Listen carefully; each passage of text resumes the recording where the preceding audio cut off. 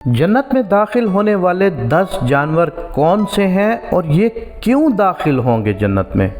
یوں تو اللہ نے جنت انسانوں اور بالخصوص مسلمانوں کے لیے بنائی ہے، لیکن بعض روایات کے مطابق تاریخ میں کچھ ایسے جانور بھی گزرے ہیں جو کہ رب تعالیٰ کے مقرب بندوں کی نسبت سے جنت میں داخل ہوں گے۔ وہ 10 جانور کون سے ہیں جو کہ جنت میں داخل کیے جائیں گے؟ نمبر 1، حضور اکرم صلی اللہ علیہ وآلہ وسلم کی اونٹنی۔ نبی کریم صلی اللہ علیہ وآلہ وسلم نے اسی اونٹنی کے اوپر سوار ہو کر مدینہ کی طرف ہجرت فرمائی تھی۔ نبی کریم صلی اللہ علیہ وآلہ وسلم کو اس سے بہت محبت تھی۔ یہی وہ اونٹنی ہے جس کے اوپر سوار ہو کر نبی کریم نے جبل رحمت سے حجۃ الوداع کا خطبہ دیا تھا۔ میدان عرفہ میں جس جگہ یہ اونٹنی کھڑی ہوئی تھی اس جگہ اب ایک لوح نصب ہے۔ روایات کے مطابق جب روز قیامت شان و شوکت سے جنت میں داخل ہوں گے تو اسی اونٹنی پر سوار ہوں گے، تو اس طرح آپ صلی اللہ علیہ وآلہ وسلم کی نسبت سے یہ اونٹنی بھی سب سے پہلے جنت میں داخل ہونے والے جانوروں میں سے ایک ہے۔ نمبر 2، حضرت صالح علیہ السلام کی اونٹنی۔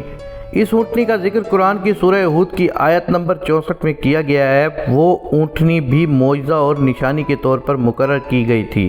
حضرت صالح کی قوم نے ان سے کہا تھا کہ اگر وہ اللہ کے نبی ہیں تو سامنے پہاڑ سے ایک اونٹنی نکال کر دکھائیں جو کہ باہر آ کر بچہ بھی پیدا کرے۔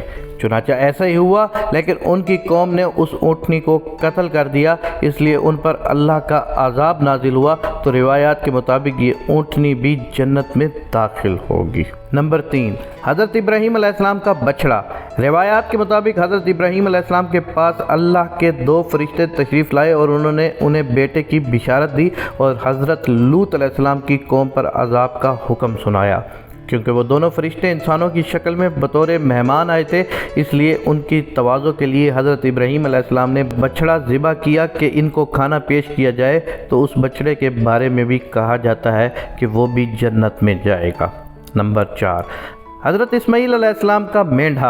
اللہ تعالیٰ نے جب حضرت ابراہیم کو خواب میں حضرت اسماعیل کو ذبح کرنے کا حکم دیا تو حضرت اسماعیل علیہ السلام نے حکم ربی کے آگے سر جھکا دیا اور اللہ کی راہ میں قربان ہونے کے لیے لیٹ گئے، تو اس وقت اللہ تعالیٰ کے حکم سے ان کی جگہ ایک مینڈھا آ گیا جس نے حضرت اسماعیل علیہ السلام کو محفوظ فرمایا اور حضرت ابراہیم نے انہیں قربان کیا۔ تو اس مینڈھے کے بارے میں بھی کہا جاتا ہے کہ وہ مینڈھا آیا بھی جنت سے تھا اور جائے گا بھی جنت میں۔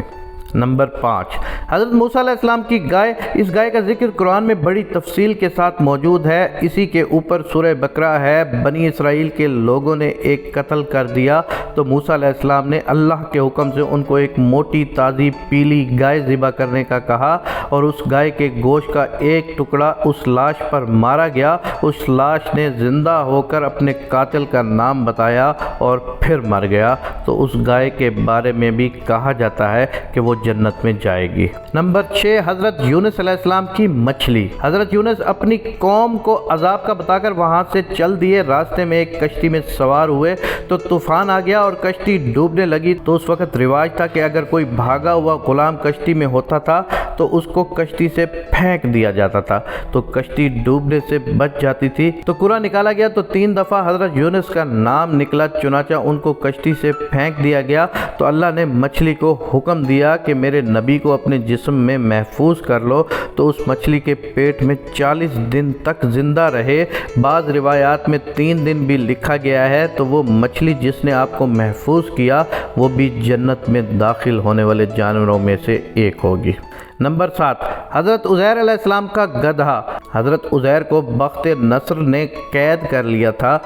جب آپ اس کی قید سے رہا ہوئے تو اپنے ملک فلسطین گئے، تو آپ کے ساتھ آپ کا گدھا تھا۔ اس گدھے کا ذکر بھی قرآن مجید میں آیا ہے، تو وہ گدھا بھی حضرت عزیر علیہ السلام کی نسبت کی وجہ سے قیامت کے روز جنت میں داخل کیا جائے گا۔ نمبر 8، حضرت سلیمان علیہ السلام کی چیونٹی۔ اس چیونٹی کا ذکر قرآن میں سورہ نمل میں بڑی تفصیل سے کیا گیا ہے۔ جب حضرت سلیمان کا لشکر آ رہا تھا تو اس چیونٹی نے اپنی ساتھیوں سے کہا کہ اپنے اپنے بلوں میں داخل ہو جاؤ، ایسا نہ ہو کہ سلیمان علیہ السلام کا لشکر تمہیں کچل دے۔ تو حضرت سلیمان علیہ السلام نے اس چیونٹی کو ہتھیلی پر اٹھا کر اس سے کلام کیا۔ حضرت سلیمان علیہ السلام کی نسبت سے اس چیونٹی کو بھی جنت میں داخل کیا جائے گا۔ نمبر 9، حضرت سلیمان علیہ السلام کا ہدہد۔ حضرت سلیمان پوری دنیا کے حکمران تھے اور چرند پرند پر بھی ان کا حکم چلتا تھا۔ حضرت سلیمان نے پیغام رسانی اور پانی تلاش کرنے کے لیے ایک پرندہ ہدہد مقرر کر رکھا تھا جو آپ کے ساتھ ساتھ چلتا تھا اور آپ کے لیے پانی تلاش کرتا تھا۔ تو اس ہدہد کے لیے بھی کہا جاتا ہے کہ وہ جنت میں داخل کیا جائے گا۔ نمبر 10، اصحاب کہف کا کتا۔ اصحاب کہف کے کتے کو بھی کہا جاتا ہے کہ وہ بھی جنت میں جائے گا۔ اصحاب کہف جب دقیانوس سے بھاگ کر غار میں جا کر چھپے تو ان کا کتا بھی ان کے ساتھ تھا۔ انہوں نے بہت چاہا کہ وہ کتا واپس چلا جائے کیونکہ ان کو ڈر تھا کہ وہ کتا بھونکے گا تو وہ پکڑے جائیں گے، لیکن وہ واپس نہ گیا اور ان کے ساتھ ہی غار کے دہانے پر بیٹھا رہا، اور جس غار میں وہ سو گئے وہیں وہ بیٹھے بیٹھے فوت ہو گیا۔ تو کہا جاتا ہے کہ یہ کتا بھی اپنی وفاداری کی وجہ سے جنت میں داخل ہوگا۔